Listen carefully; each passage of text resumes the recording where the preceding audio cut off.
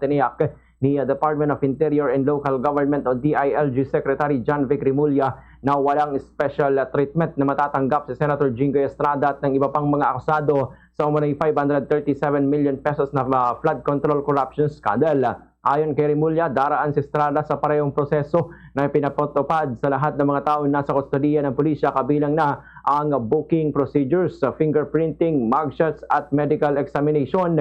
Magugunitang inaresto si Estrada sa loob ng Senado matapos na isilbi ng mga otoridad ang warrant of arrest na inilabas ng Sandigan Bayan kaugnay ng kasong plunder na isinampa ng Office of the Ombudsman. Matapos na mabasahan ng kanyang mga karapatan at may paliwanag ang mga kaso laban sa kanya sa presensya ng kanyang abogado, dinala siya sa Criminal Investigation and Detection Group o CIDG headquarters sa Camp Crame para sa kaukulang proseso. Samantala, isiniwalat ni Rimulya na nagkaroon sila ng maikling pagtatalo ni Senate President Alan Peter Cayetano habang isinasagawang pag-aresto. Ayon sa kalihim, ay giniit ni Cayetano na hindi dapat arestuhin ang isang senador sa loob ng Senado at dapat muna itong palabasin ng gusali bago ipatupad ang warrant.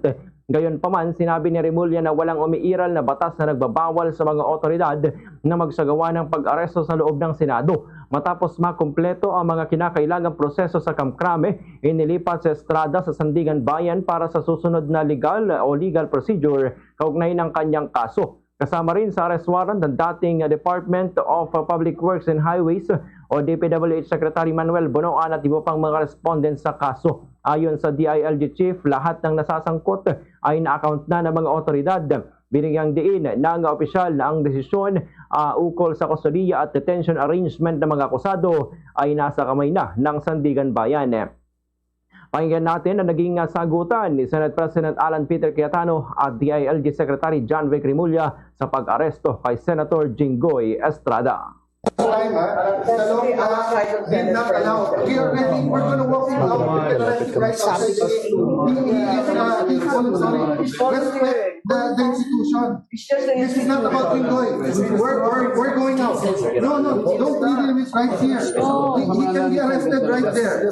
So if you don't want him to make a statement there, sir, just outside the gate, we're gonna walk 5 minutes. This is the Senate of the Philippines. It's never been done. It's never been done. Salonga stood up for Enrile. Ang kalaban si Cory, ang kaso rebellion.